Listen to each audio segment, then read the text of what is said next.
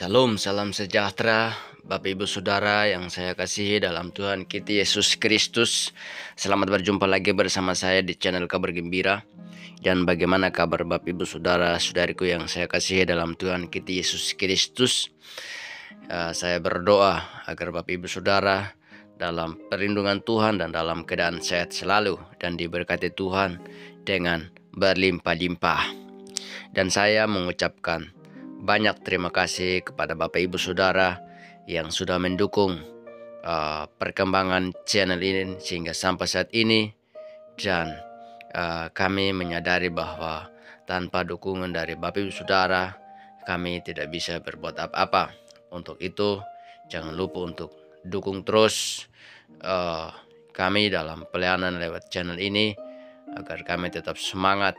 Dan pada hari ini kita akan menyaksikan bersama tayangan berikut ini yang dimana seorang ustadz itu lulusan madrasah dari suku Aceh asli, orang Aceh asli, Bapak Ibu Saudara yang diberkati Tuhan.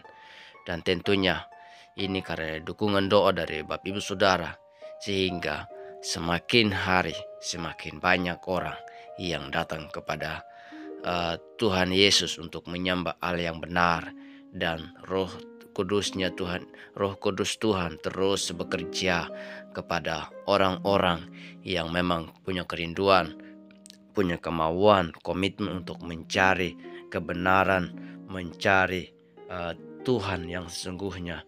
Dan akhirnya seorang ustadz ini percaya Yesus sebagai Tuhan dan Juru Selamat. Dan kita akan menyaksikan proses dia percaya Yesus, yaitu dari Islam jadi Kristen. Dan mari kita menyaksikan bersama tayangan berikut ini. Shalom, selamat menyaksikan. Oke. Sebelumnya perkenalkan, nama saya Vinda Divina Panael, biasa dipanggil Dio. Nah, saya berasal dari Aceh, asli suku Aceh, dan kebetulan saya lulusan madrasah aliyah di tahun 2015 juga. Puji Tuhan, sekarang saya sudah terima Yesus sebagai Tuhan dan Juru Selamat dalam hidup saya. Itu berawal dari story di tahun 2017. Di tahun 2017 itu ketika saya merantau ke Jakarta, beberapa bulan di Jakarta itu banyak banget problem yang saya dapetin ketika itu. Banyak banget problem. Dan setelah itu saya tinggal di salah satu apartemen di daerah Jakarta Selatan. Ketika itu memang problem lagi benar-benar menumpuk banget dari semua persoalan, pekerjaan, teman, belum lagi masalah keluarga yang memang selalu ditimpa-timpa terus gitu. Finansial banyak banget waktu ketika itu lagi guncang-guncangnya masalah dalam kehidupan gitu. Sampai akhirnya nggak ada satupun yang mau bantu gitu waktu itu. Sampai akhirnya bener-bener udah putus asa, udah bener-bener nggak ada harapan lagi lah dalam hidup. Itu udah mikir seperti itu. Sampai pas malamnya itu, tengah malam itu, sampai itu dalam pas tengah malam itu udah bener-bener kayak, oh ya udahlah, mau apa lagi gitu. Sampai rencana mau bunuh diri waktu itu, mau loncat dari apartemen di tempat saya tinggal waktu itu. Itu pas ketika mau loncat itu bener-bener di situ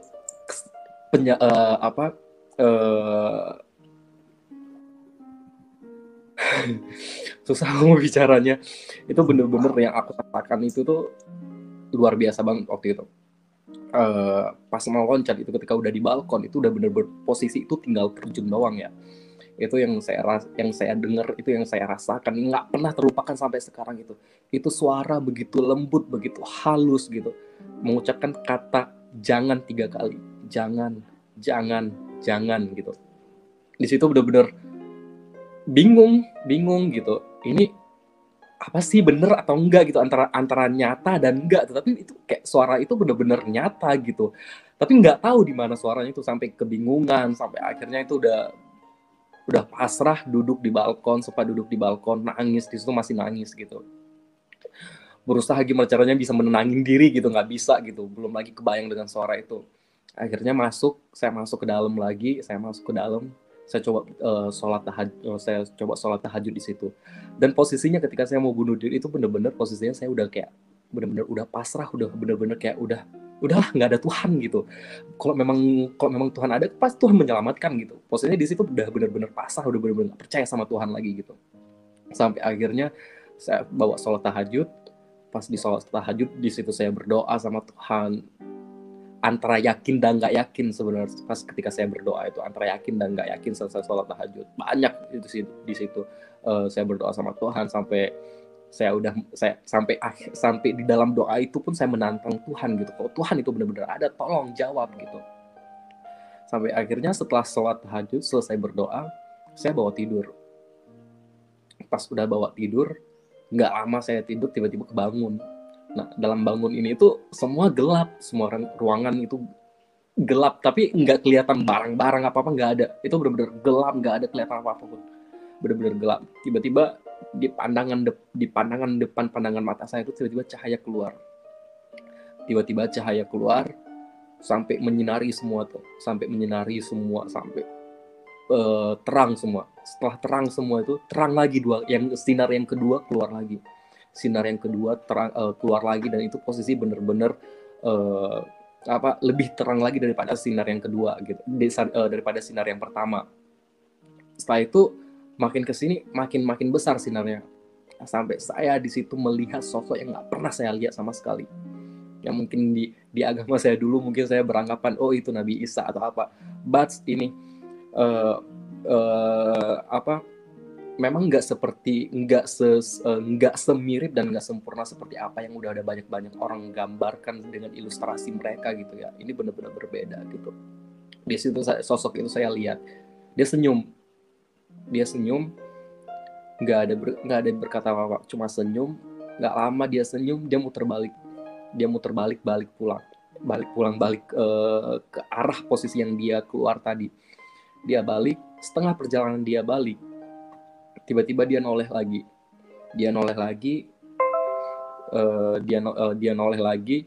Habis itu dia senyum. Setelah dia noleh, dia senyum lagi ke saya gitu. Pas dia senyum itu, saya di situ penuh dengan kebingungan ya, antara nyata dan enggak gitu. Sampai akhirnya setelah itu ya udah hilang gitu. Pas udah hilang gitu, tiba-tiba bangun pagi gitu. Pas sudah bangun pagi, itu masih sempat kepikiran soal mimpi itu. Sampai saya cari tahu itu sampai berapa lama itu saya nyari tahu tentang mimpi itu ke teman sosial media dan lain. Sampai akhirnya itu kejadiannya itu di 2017 Oktober itu. Dari masalah-masalah yang saya ini sebelum ketemu sama mimpi itu. Setelah mimpi itu antara kayak nggak ada masalah, kayak nggak ada problem gitu, kayak nggak ada apa yang aku alamin gitu. Karena seketika kayak semua itu benar-benar membaik, walaupun nggak sepenuhnya benar-benar stabil gitu. Dalam prosesnya itu saya dapat kerjaan lagi, dalam prosesnya itu kayak seiring berjalannya waktu sampai itu di awal 2018 saya ketemu salah satu teman kenalan saya ketemu sama dia. Sama sekali pertama kali sama dia itu saya belum pernah ketemu, karena kita berteman melalui media sosial. Kita ketemu sama dia pas satu hari, kita ketemu sama dia. Aku langsung cerita sama dia, langsung terbuka sama dia, dan posisinya di situ saya nggak tahu dia itu Muslim kah, Kristen kah, atau agama saya nggak tahu. Saya langsung terbuka sama dia, cerita sama dia. Setengah perjalanan saya cerita, tiba-tiba dia ngomong, nanti setelah kamu cerita saya doakan kamu ya, kata dia gitu. Oh iya, nggak apa-apa gitu. Dan posisinya di situ saya benar-benar nggak tahu ya dia itu agamanya apa. Habis itu sebelumnya juga saya nggak tahu gimana cara doa orang Kristen, Katolik atau agama lain, saya nggak tahu kecuali Muslim gitu, karena posisinya saya benar-benar Muslim di situ. Sampai akhirnya selesai cerita, dia doain, justru saya nangis gitu, nggak nangis gimana, tiba-tiba pas lagi dia mendoakan itu tiba-tiba air mata jatuh sendiri gitu, sampai nangis gitu. Dia bilang ya nggak apa-apa gitu, sampai dia doain Bapak begini nggak apa-apa gitu. Sampai akhirnya Selesai berdoa, ya udah dia pulang. Pas dia udah pulang, dia nge-WhatsApp lagi, besok mau ikut nggak ke kampus, nanti aku kenalin kamu dengan kakak rohani aku, kata dia gitu. Terus saya bilang, oh ya udah nggak apa-apa. Besoknya ke kampusnya dia, ketemu sama kakak rohaninya dia, cerita lagi sama kakak rohani dia, terus dia doain apa sampai dia ngajak, oh udah kebetulan nih minggu depan ada SPK nih di gereja saya gitu. SPK itu saya pengikut Kristus. Nanti ada beberapa kelas di situ. Nanti kamu bisa selesain sampai kelas terakhir, sampai kelas kerajaan Allah gitu. Terus di situ bilang, oh ya nggak apa-apa, biar saya tambah-tambah belajar lagi tentang kekristenan, saya bilang gitu.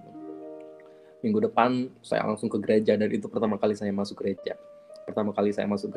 Itu salah satu gereja di Abalov di Jakarta Utara. Saya ke situ gereja, ikut SPK, dan nggak lama belum kelar saya ikut SPK, akhirnya saya dapat kerjaan di Bali. Akhirnya saya mengharuskan saya ke Bali gitu. Dan itu berapa hari sebelum Paskah di 2018. Saya ke Bali, dan di Bali saya ada kenalan teman, dan dia Katolik. Pas hari Paskah, posisinya di situ pas posisi saya di Bali, dan itu pertama kali saya ke Bali juga, dan itu saya nggak tahu ya di mana gereja Protestan, yang mana gereja Katolik, dulu nggak bisa membedakan sama sekali gitu, karena nggak paham gitu. Sampai akhirnya pas Paskah di Bali, saya diajak sama dia, ya udah kamu join dulu ke gereja aku di gereja Katolik di sini gitu. Ya udah datang sama dia. Pas udah datang masuk ke gereja, mereka pada nggak tahu itu apa namanya gitu. Sampai setelah itu kan ada sesi percikan air gitu tuh dari pastornya gitu. Akhirnya setelah saya percikan air tuh berdoa.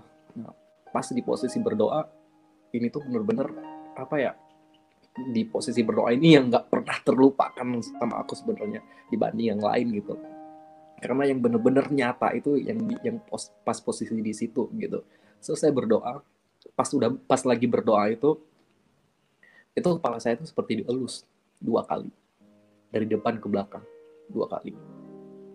Itu pengalaman yang nggak pernah bisa saya lupakan dibanding yang lain gitu. Ini memang nyata banget, dan gak ngerti mau bilang apa lagi. Pas selesai berdoa, saya ngomong sama teman, tadi siapa yang ngelus kepalaku? Nggak ada, kata dia gitu. Serius, aku ngerasa banget tadi ada yang ngelus kepala aku 2 kali, aku bilang gitu sama dia.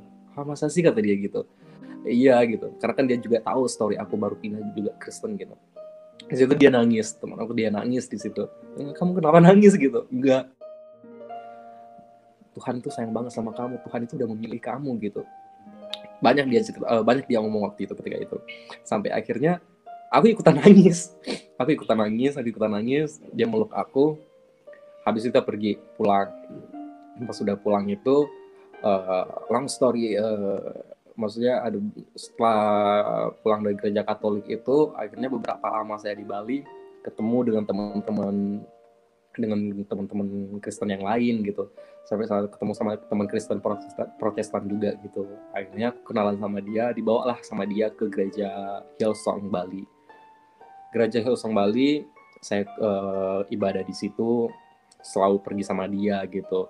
Setelah jauh dari dia, saya sering sendiri gitu. Tapi dosa tetap, maksudnya di situ kayak masih banyak dosa juga yang saya lakukan ketika waktu itu. Sampai akhirnya aku memutuskan diri untuk dibaptis. Aku siap dibaptis. Aku udah bicara sama diri sendiri, aku siap dibaptis. Aku langsung ke salah satu anak pelayanan di Hillsong, saya jumpain, saya minta bilang, kapan ini ada acara baptis? Oh, minggu depan ada gini, baptis. Saya dibaptis tanggal 22 Juli 2018, saya dibaptis. Selesai dibaptis, itu luar biasa lagi yang saya rasakan. Antara kayak, aduh Tuhan, ini apa lagi gitu kan. Kayak bener-bener ujian lagi gitu, bener-bener diuji lagi gitu sama Tuhan gitu. Saya kenal dunia prostitusi, saya kenal dunia narkoba, saya kenal dunia malam gitu. Tapi sebelumnya saya bisa lebih dulu kenal dengan dunia malam, dalam artinya kayak mabuk-mabukan setiap malam ke klub apa gitu. Setelah itu baru setelah dibaptis itu tuh baru saya kenal dunia narkoba, prostitusi dan yang lain-lain gitu. Itu gimana ya, selama saya menjalankan di dunia gelap itu, di dunia buruk itu, ya ibadah tetap ibadah, bahkan bahkan sampai mau memutuskan diri untuk pelayanan juga di gereja gitu. Saya pelayanan di Hillsong, terus akhirnya nggak pernah lupa doa, ibadah selalu, walaupun pelayanan jarang-jarang gitu. Narkoba tetap, malam tetap mabuk-mabukan gitu. Karena saya setiap hari berdoa gitu sama Tuhan, kapan aku bisa lepas dari sini, Tuhan kapan aku bisa lepas dari situ. Sampai saya ikut connecting group juga di gereja gitu.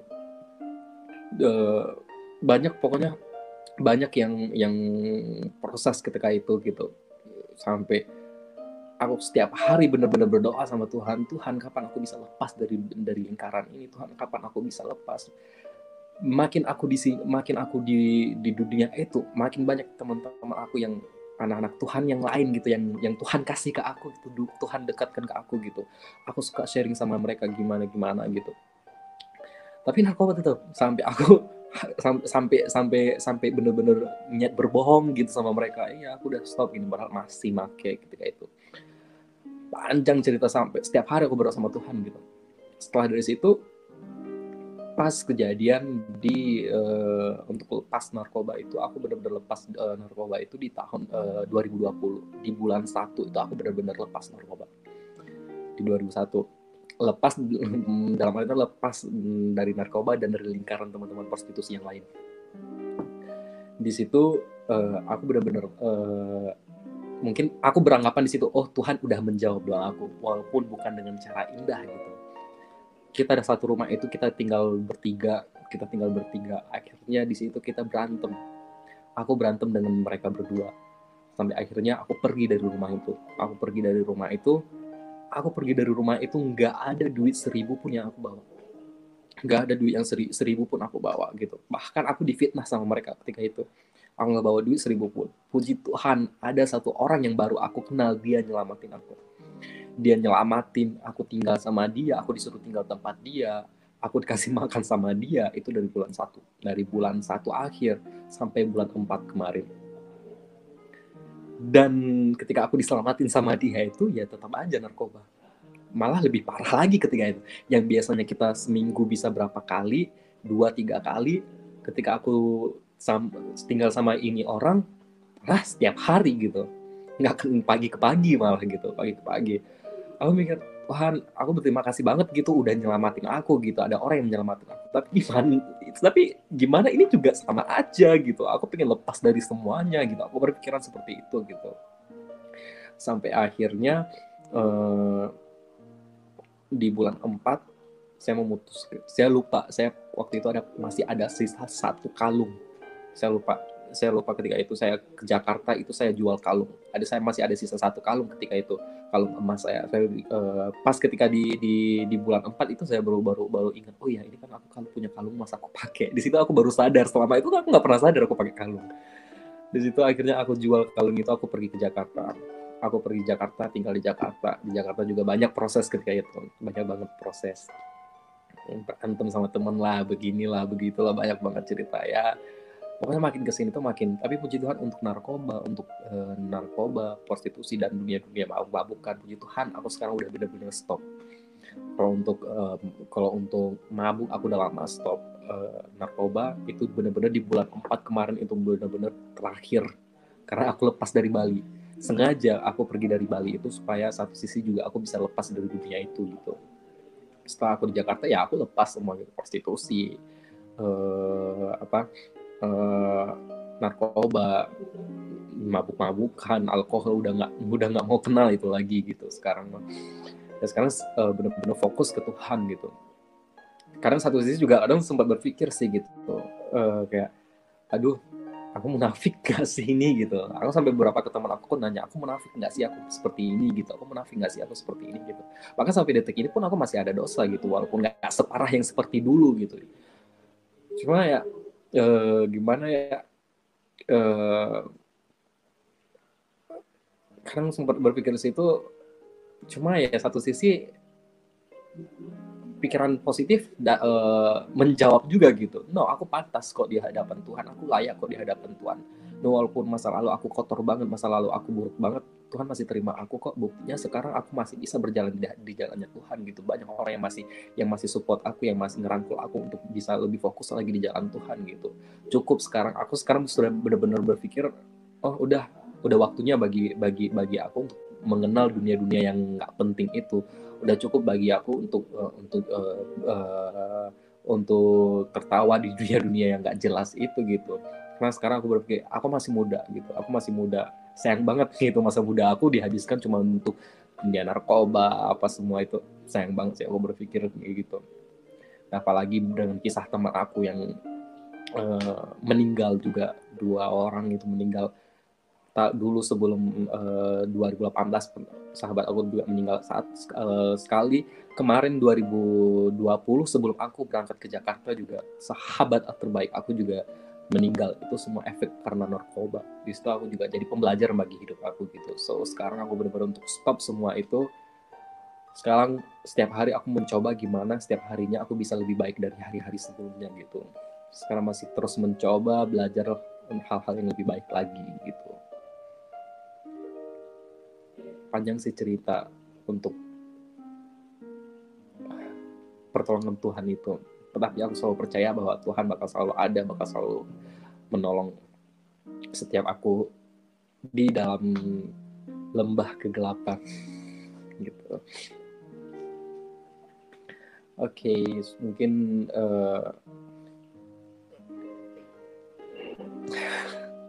apa ya, untuk saksi yang aku bisa terima Yesus gitu. Mereka sempat bilang sih, mereka bakal nerima Dio lagi kalau misalkan Dio balik lagi ke Muslim gitu. Tapi Dio sendiri juga udah ngomong gitu ke orang tua gitu. Apapun keputusan sekarang, aku nggak bisa diganggu gugat lagi istilahnya gitu. Aku nggak bisa kembali seperti yang dulu gitu. Inilah aku sekarang gitu. Aku udah nggak bisa balik ini. So mau orang tua terima aku atau enggak, mereka tetap aku anggap sebagai orang tua. Mereka tetap anggap orang tua walaupun mereka nggak anggap aku sebagai anak mereka lagi gitu. Kalau memang mereka mau terima aku, ya harus mereka terima aku dengan keadaan aku sekarang gitu.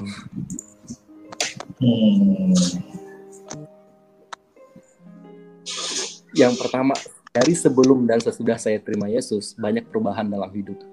Saya ngerasa damai, saya ngerasa kebahagiaan, saya nggak pernah ngerasa sendiri. Yang dulunya saya mungkin orangnya emosional atau lebih cuek atau gimana, ketika saya mengenal Yesus, saya lebih bisa mengasihi setiap orang gitu. Saya lebih peduli dengan orang gitu, dan lebih, ya banyak banget lah perubahan dalam hidup setelah saya terima Yesus sama sebelum terima Yesus gitu. Oke. Nih pengalaman pribadi saya sendiri. Ketika sebelum saya terima Yesus, bahkan saya pun sendiri pun sampai pernah merasakan kebencian yang sangat luar biasa kepada orang tua sendiri, papa saya, keluarga yang lain, teman-teman, itu banyak banget. Tapi ketika saya terima Yesus, saya benar-benar bisa melupakan semua rasa benci, sakit hati, dendam ke mereka, bisa saya lepaskan semua. Saya mengampuni mereka semua, saya mengasihi semua orang. Bahkan sampai sekarang ini pun masih banyak kok orang-orang yang masih kayak menghujat saya, menghina saya gitu. Dengan aku memaafkan mereka, dan aku nggak pernah mendengar apa kata mereka. Yang aku ambil dari perkataan mereka adalah ketika mereka menghina, menghujat aku, menghakimi aku jadikan itu sebuah kekuatan bagi aku untuk bisa lebih sukses lagi ke depannya, untuk bisa memberitakan kebenaran lagi ke depannya gitu. So itu nggak bisa sekarang ini yang aku itu bukan ketika mereka ngehujat, ngehakimi, itu nggak membuat aku pribadi aku jatuh sekarang, karena mungkin ini juga pertolongan Tuhan, mungkin Tuhan hidup dalam dalam diri aku gitu. So itu bisa membuat aku lebih kuat lagi untuk memberitakan kebenaran gitu. Kalau dibilang setelah terima Yesus pun makin banyak juga, makin bertambah banyak sih sebenarnya problem gitu, masalah makin bertambah banyak. Cuma itu nggak menjadi beban berat lagi gitu. Misalnya kayak apa ya, dari sebelum terima Yesus itu misalnya kayak numpuk semua gitu di sini, numpuk itu benar-benar terasa berat banget gitu. Setelah terima Yesus atau setelah terima Yesus sampai sekarang ini pun masih banyak masalah sebenarnya. Cuma ya nggak terbebanin, ya nyantai-nyantai aja sih, bawaannya tuh santai aja gitu, nggak. Amin, puji Tuhan. Haleluya, Bapak Ibu Saudaraku yang saya kasihi dalam Tuhan kita Yesus Kristus. Dan terima kasih sudah menyaksikan tayangan ini. Semoga kesaksian dari seorang ustadz ini dapat memberkati saya dan Bapak Ibu Saudara.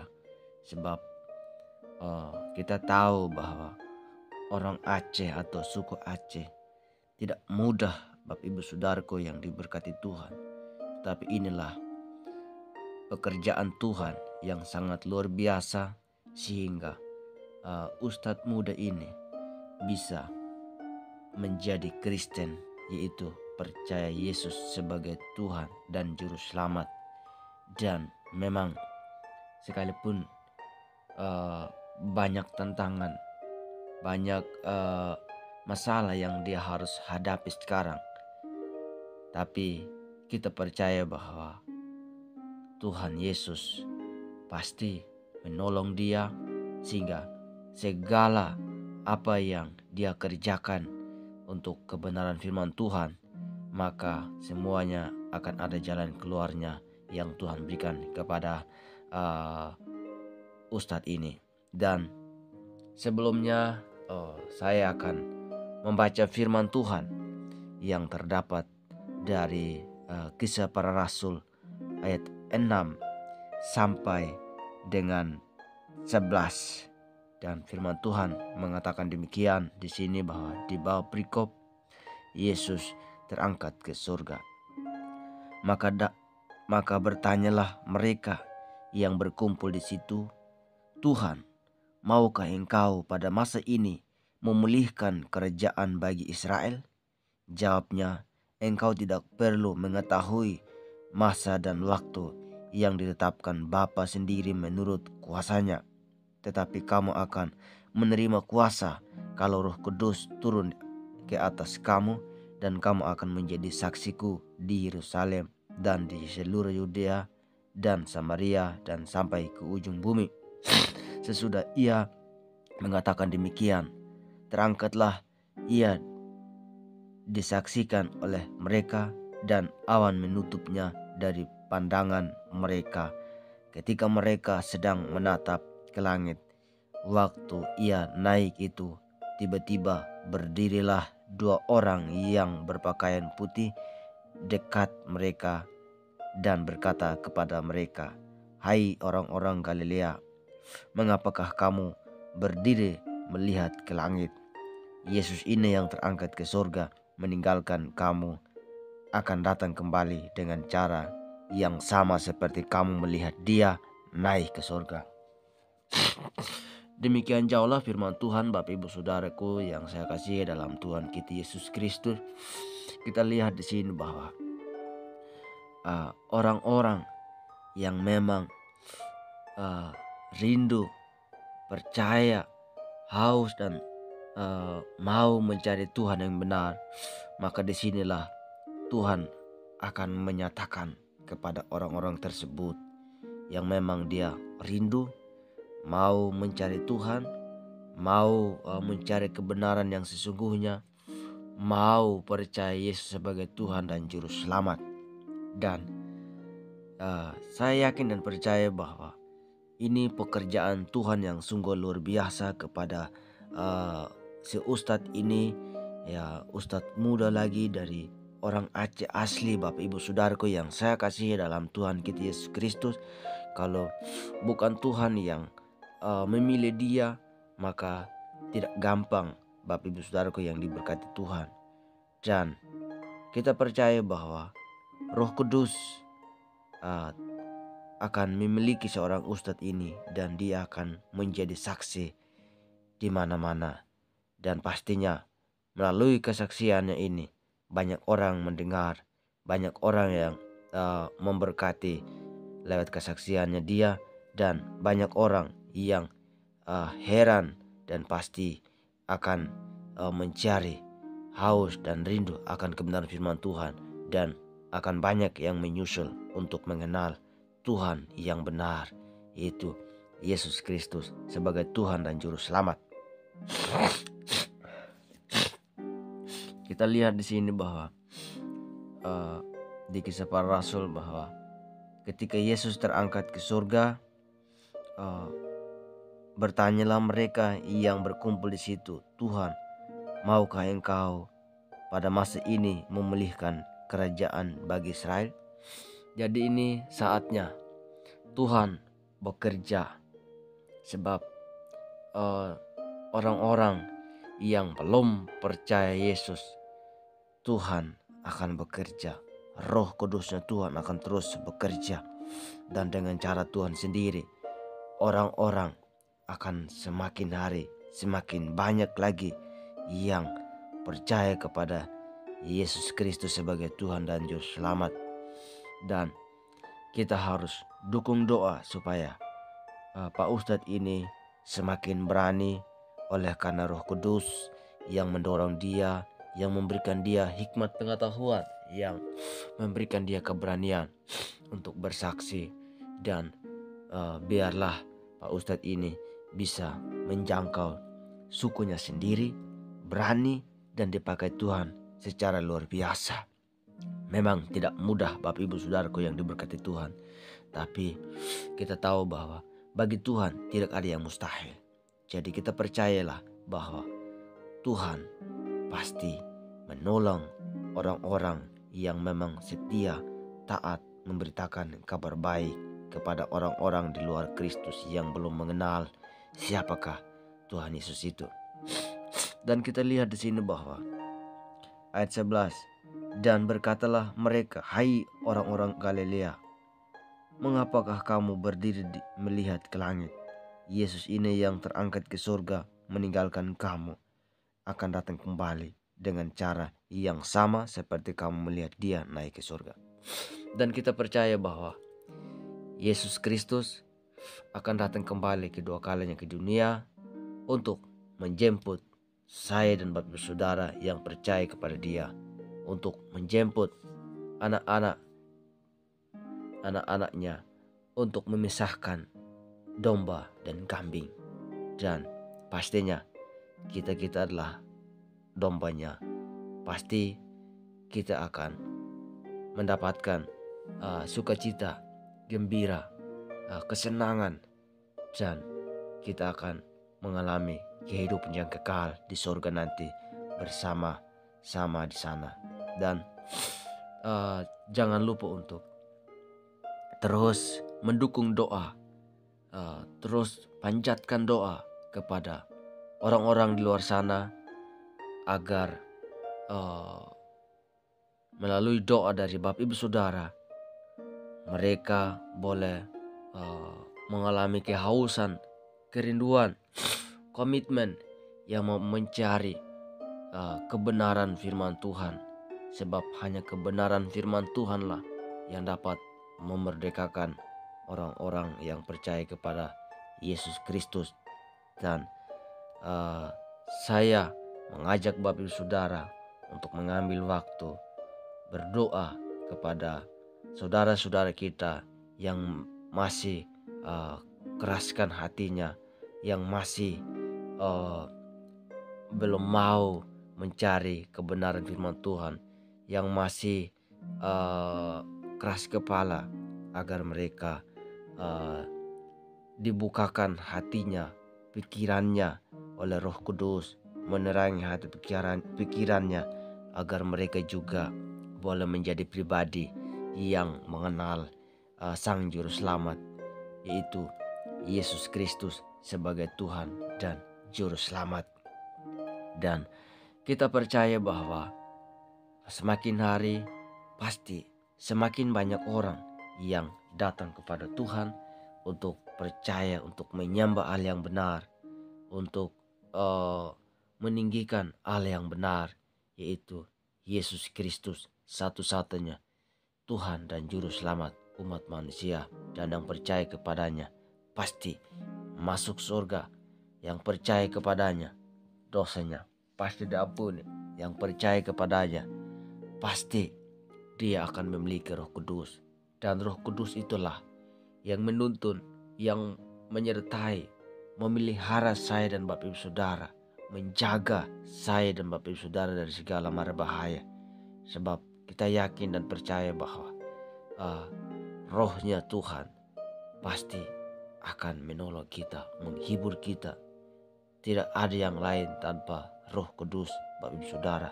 Dan tanpa Tuhan kita nggak bisa berbuat apa-apa.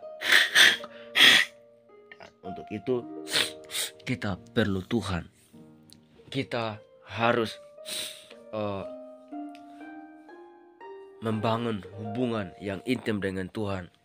Kita harus membaca dan merenungkan firman Tuhan, dan kita harus meminta kuasa Tuhan. Maka pasti kita akan dapat kuasa yang daripada Tuhan, dan kita akan menjadi saksi di mana-mana. Sebab di ayat 8 di sini mengatakan, tetapi kamu akan menerima kuasa. Tetapi saya dan Bapak Ibu Saudara akan menerima kuasa kalau Roh Kudus turun ke atas kamu, dan kamu akan menjadi saksiku di Yerusalem dan di seluruh Yudea dan Samaria dan sampai ke ujung bumi. Saya menggantikan kalimat ini Bapak Ibu Saudara, bahwa saya dan Bapak Ibu Saudara akan menerima kuasa kalau Roh Kudus turun ke atas saya dan Bapak Ibu Saudara, dan saya dan Bapak Ibu Saudara akan menjadi saksi Kristus di Yerusalem, mulai dari dalam dan di seluruh Yudea dan Samaria dan sampai ke ujung bumi. Mulai dari keluarga kita, mulai dari teman-teman kita, mulai dari saudara-saudara kita yang belum mengenal kita. Dan Injil itu atau kabar baik yang sangat penting itu akan didengar oleh banyak orang melalui hidup saya dan Bapak Ibu Saudara. Untuk itu tetap semangat terus untuk memberitakan Injil lewat pribadi-pribadi kita yang berbelas kasihan untuk mereka yang belum mengenal, untuk mereka yang masih mengeraskan hatinya oleh kuasa kegelapan, untuk mereka yang belum mengenal Yesus Kristus sebagai Tuhan dan Juru Selamat.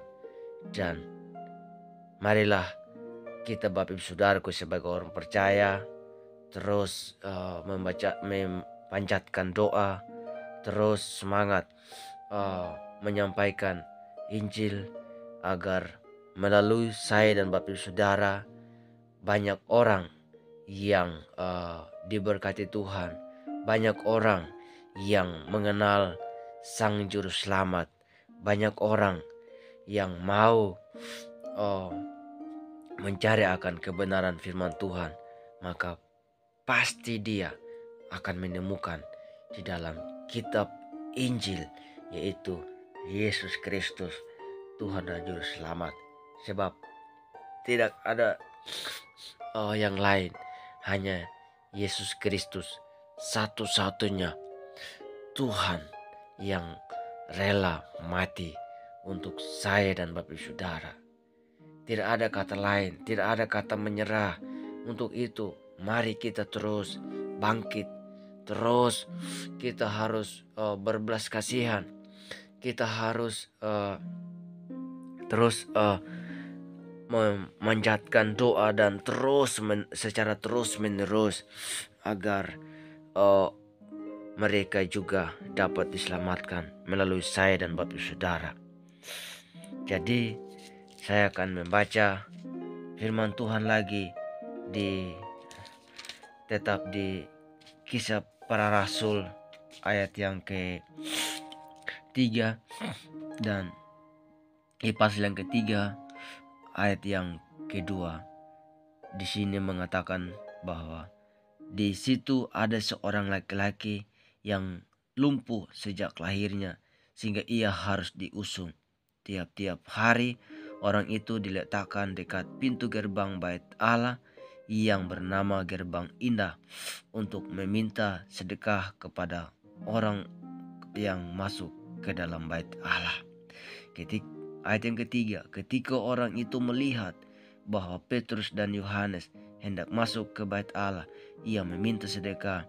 Mereka menatap dia dan Petrus berkata, "Lihatlah kepada kami."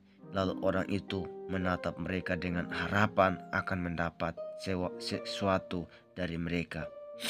Tetapi Petrus berkata, "Emas dan perak tidak ada padaku, tetapi apa yang kupunyai kuberikan kepadamu. Demi nama Yesus Kristus, orang Nazaret itu, berjalanlah."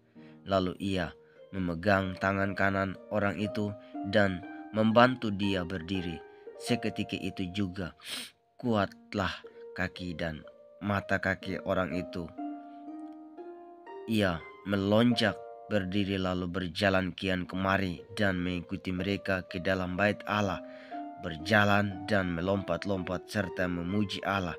Seluruh rakyat itu melihat dia berjalan sambil memuji Allah. Lalu mereka mengenal dia sebagai orang yang biasanya duduk meminta sedekah di gerbang indah bait Allah, sehingga mereka takjub dan tercengang tentang apa yang telah terjadi padanya. Jadi firman ini, Bapak Ibu Saudaraku yang diberkati Tuhan, membuktikan bahwa Tuhan Yesus yang punya mujizat, orang yang ditaruh di depan bait Allah untuk meminta sedekah kepada orang-orang yang beribadah di situ. Tuhan pakai Simon dan Petrus untuk menyembuhkan orang ini, dan orang ini sembuh oleh karena Yesus yang berbelas kasihan, dan akhirnya dia bisa berjalan. Jadi itulah luar biasa baiknya Tuhan kita, Bapak Ibu Saudara. Dia punya mujizat yang sangat-sangat luar biasa, dan orang ini yang tidak bisa bekerja, orang lumpuh, Bapak Ibu Saudaraku, disembuhkan oleh Tuhan. Sebab Tuhan pakai Yohanes dan Petrus untuk menjadi berkat bagi seorang lumpuh ini. Sebab kita tahu bahwa kalau di posisinya saya dan Bapak Saudara, pasti kita mau sembuh daripada kalau sakit terus minta-minta di situ yang pastinya kita mungkin menyakitkan. Tapi puji Tuhan, orang ini sembuh dan dia sangat bergembira, sangat senang, karena kalau dia sembuh, sehat, bisa melakukan apa saja, dan mungkin dia bisa pergi di mana-mana. Tapi kalau tadi dia masih tetap dalam keadaan sakit lumpuh, pasti cuman segitu-gitu dan tidak bisa berdaya, tidak bisa berbuat apa-apa selain meminta sedekah di gerbang bait Allah di mana dia ditaruh di situ. Tapi inilah betapa baiknya Tuhan kita, Bapak Saudara, betapa dahsyatnya Tuhan kita, betapa mulianya, betapa besar kasihnya yang sangat luar biasa Tuhan kita Yesus Kristus, Bapak Saudara. Sebab kita ini tidak ada cara lain selain kita meminta kesembuhan kepada Tuhan Yesus. Tidak ada cara lain selain kita datang kepada Yesus. Tidak ada. Kita harus datang kepada Yesus saja. Jangan ke dukun, jangan ke kuburan, jangan ke pohon besar, Bapak Ibu Saudaraku. Kita duduk di rumah saja, berdoa, meminta, membaca firman, merenungkan firman. itulah yang Tuhan sukai, itulah yang Tuhan kehendaki. Untuk itu, Bapak Ibu Saudaraku yang saya kasihi dalam Tuhan kita Yesus Kristus, kita harus tekun belajar, harus tekun membangun hubungan yang intim dengan Tuhan, agar kita juga pasti dipakai Tuhan untuk menyembuhkan orang-orang yang memang membutuhkan kesembuhan yang daripada Tuhan kita Yesus Kristus. Kita akan dipakai Tuhan sebagai alatnya. Kita akan dipakai Tuhan sebagai penyambung lidah. Kita akan dipakai Tuhan sebagai menyampaikan pesan Allah kepada orang-orang tersebut yang memang haus dan rindu, yang memang mau mencari kebenaran firman Tuhan. Maka pasti orang tersebut yang kita temui itu bukan secara kebetulan, itu rencana Tuhan yang sungguh luar biasa, dan pastinya kita akan menjadi berkat. Kita akan pastinya disukai banyak orang, sekalipun memang banyak juga yang memang tidak senang dengan kita, tidak mau berteman dengan kita.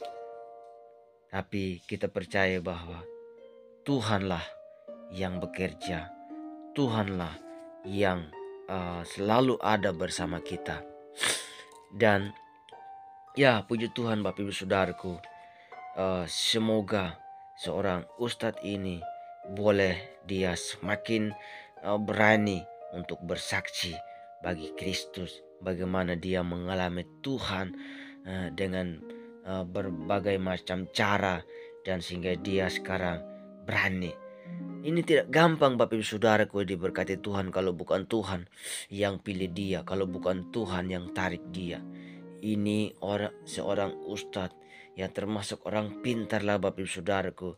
Lulusan madrasah bukan hal yang gampang. Ini orang pintar, tapi apa boleh bisa buat kalau Tuhan yang tarik, kalau Tuhan yang pilih. Mau biar bagaimanapun, kalau Tuhan yang tarik, maka tidak bisa menghalangi. Tidak bisa ada orang yang mau berhentikan dia, mau menutup jalan dia, nggak bisa. Sebab Tuhan yang memilih dia, Tuhan yang tarik dia, Tuhan yang pakai dia untuk menjadi alatnya. Dan sehingga sampai saat ini dia bersaksi tentang kebaikan Tuhan yang dialami. Itu tidak mudah Bapak Ibu Saudaraku, tapi inilah rencana Tuhan yang sangat-sangat luar biasa, sehingga sampai saat ini dia menjadi saksi hidup Kristus dan dia dipakai Tuhan secara luar biasa. Dan semoga kesaksian ini, tayangan kami ini dapat memberkati Bapak Ibu Saudara, dan semoga kiranya Bapak Ibu Saudara juga terus semangat untuk memberitakan Injil, terus semangat untuk belajar firman Tuhan, dan nama Tuhan dipermuliakan, ditinggikan, diagungkan. Dan sampai ketemu di video berikutnya. Tuhan Yesus memberkati kita semua. Salam.